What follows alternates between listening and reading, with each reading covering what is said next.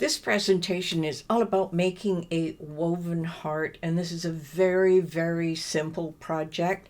And this is a great one to have kids or grandkids help participate with you, because you can make many of these, add messages to them, and give them out to all the friends of the kids. And the kids love exchanging Valentines. Why not homemade them with something really special?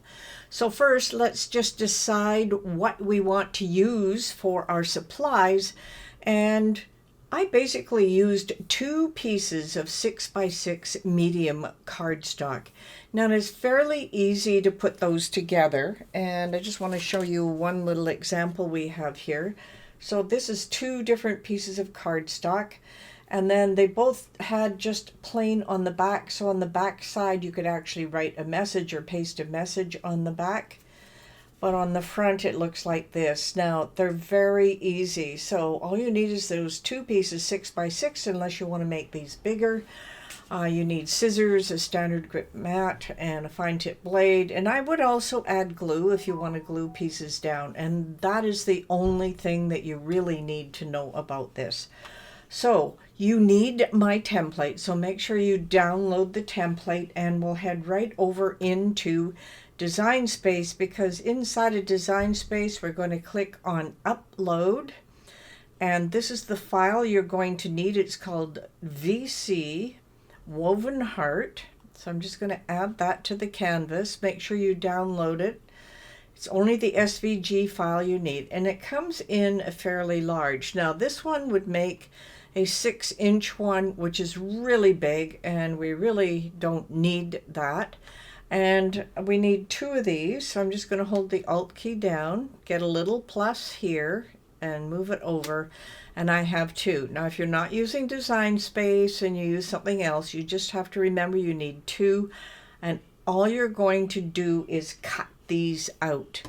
Now go ahead and save this. This is fairly easy to save, and I'll just turn on my machine. I am using a Cricut Maker 3 for this, but you could use any Cricut, especially if you make them smaller. Now I don't want 6-inch ones, so I'm going to come up here to size, and just in the width I'm going to change that to 3, and I'll do the same thing for this. I should have done this ahead of time before duplicating, but I did not.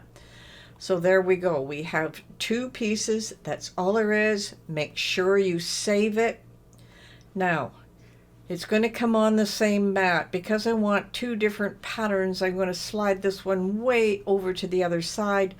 And you don't even need 6 wide by 6. That's rather large, but you can, use scraps for this. Trust me, use scraps. I like double-sided for the patterns. So if you have one with a pattern that has another color on the back, that's great. If the next one has a pattern in white on the back, that's okay. You can mix and match them, as long as they both don't have white on the back, unless you flip them around and then take advantage of it that way. So let's just click on continue here, and I'm just select my machine. Now this is a simple cut. I suggest medium cardstock as the best way to put this together, and the reason I want to use medium, it folds in better. If you use a lighter cardstock, it will work, but you risk having the layers here tear as you're trying to put them in, because there's a little bit of jimmying around that you have to do in order for those to fit together. All right, let's get this all cut up. And what you want to do is pause this video until we have a chance to go over to the demo table, and I'll show you exactly what you need to do in order to put this together. So let's go there now. Now here I have some of the examples that I had before. This one was red and white on the back, but it had a pattern on the front and the solid color. So I got, of course, the plaid with the red on one side, and then the red with the white on the back of the plaid, and that worked out beautifully. Those are gorgeous. Another one we did, I used the plaid again, but I used a different pattern paper, so I had 2 patterns together. Here's the interesting thing. They are just the gray on the back of this pattern and white on the other one. So you want to make sure things contrast on both sides, especially when you do the cut. Now this one was my prototype. It's a little bit different shape, and I used yellow and gray, and as you can see, that worked out fine. As you can see, I was using scrap paper just to test things out. So using two solid colors like this works extremely well. And you want to make sure that you've got everything that you possibly want here. So for this one, I did the same black and white hearts on this side, and on the other side it is a gray. On my next piece, it has this nice pinky pattern, and it has a plain pattern on the back. So I am thinking I want to put together the pink with the design, so those go well together, and on the back you'll have the pink with the gray. If I did it the other way around, it could be fairly boring on one side and too busy on the other. So let's just put them together so that we have this design to go with the pink. Now you may say, oh, this looks really easy. It is, but you want everything to match on the corners, and you'll notice that everything slides down into the corners. Use this one as an example. As you can see, that comes right up to the corner, right up to the corner. And this is where you'll end up gluing things together to make sure that they stay in place and don't slide around. And of course your message can go on the back. You would glue on a message. So let's get to this. Now you're not going to put all four in at the same time. What I recommend is just taking one of the flaps from one of them. I'm going to go under on this one. It's an over and under thing, but I'm only going to put the one in place. Now the trick here is all your little slits that you see here, you have to have that nest up right to the top. And this is why I do one at a time. You want it to nest right up, and then you want to make sure that everything here is lined up and equal here. Now we're going to be doing a lot of pushing and pulling here, so that's the first one. Now I'm going to take this next one, and of course it's going over top, and then we're going to spend some time maneuvering it in between, up and over, up and over. Now you can see this is getting a bit of a bend and a fold. That's because we have to make sure everything is nested right up. I'm going to turn it over. We're on the second one here. As you can see, it's going sideways. So I am going to pull it into place, and I'm going to work on it until it lines up exactly the way I want it, and then I will smooth it down. So that's the first two. Now we're ready for the next one. So we know that this next one, we're going to be opposite, and I'm going to thread it. Just leave this one out of the way for now. And up and down and up and over. And you see it doesn't quite match. So here is where you're going to be spending some time, and you're going to pull on it until you've got it to match exactly where you want. And then I'm going to push this down. Now you see a lot of these. Now that looks pretty darn close. Great. One more to go. And we want it over, the top one, under, over, and under. And here's where you're going to see the discrepancy where things aren't lining up perfectly. So this is what has to happen. You have to start pushing things up. You'll see how much more I move that one. Now the next one is underneath, and I'm going to push it over into place. Then I'm going to pull this one into place. I'm just working on the one side right now, and then I'm going to push this one into place. Now you'll notice these aren't working as well as we want them to, so I'm going to flip it over. And I'm going to pull down on the ones that are not matching. So we want to make sure everything matches, and I'm just going to pull it until I get it to the exact spot that I want. And I'm pulling it down.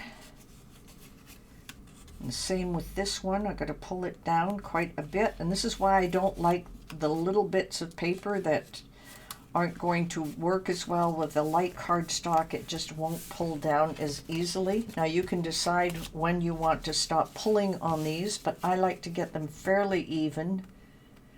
So I'm pushing and pushing, and I'll push this one some more, and then I can push this one in. Sometimes it's a matter of pulling in the other direction. Now we're looking a lot better.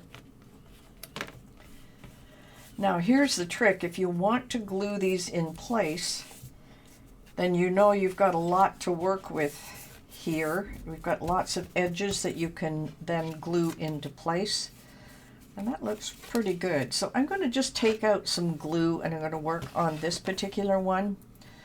And I'm just using art glitter glue right now, and I'm just going to put a little bit of glue, got a nice squirt of glue inside here. Pull it out as much as I can. I'll put the little extra here.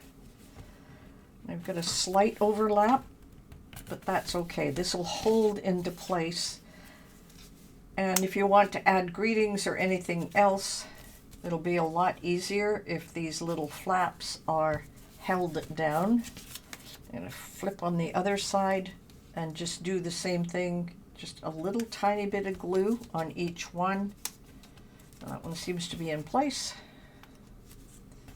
A little bit of glue on this, a little bit of glue on this. Now, I know I've rushed through and it's not exactly even, but it actually looks pretty good. Now, the last thing I mentioned is you could put greetings on here. You could take anything you want and you could glue something over top for a greeting. You can put a different design on it. I keep a bucket of all my different little loose end pieces. So inside here I have a nice little circle. So I could actually put a circle on one of these if I wanted to. I don't like that color together, but you get the idea. Let's see, I have a purple one in here. Oh, I also have a heart or two. Now that heart on top would look really nice. And I've got a couple of other hearts here. One with a design. The design looks okay on this other one right here. And maybe just a pink design on this one. So you can add that, and then you could add some text inside as well. Now that's all from my scrap box of different things that I have in here. I've got florals. I've got all kinds of things. So what I've been doing is I just keep all the extra pieces. Now I haven't glued these ones down or these ones down, but this is our finished product here. Let me just add a little glue to this one. It just gives it a nice little finishing touch. And of course from there, you can write in your greeting, depending on the kind of pen or pens that you have. You can write all kinds of greetings inside. Now, I don't have a lot of extra pens handy here right now, but I do have my Sharpie. So I could put I love, and then you, and then you could put on the back who it's from. You could put your initials down at the bottom, depending on what you want to do with it. So there's a lot of cute options for what you want to do with these, but they're so much fun to put together. And this is great for kids. You can even make them smaller. And you know, the little boxes where people used to, of course, put in like little mailboxes where you can put in, you know, from somebody to so-and-so. And this would be a perfect Valentine's card to give to anyone. It could be used for a place setting or anything else. So I hope you have a lot of fun with this.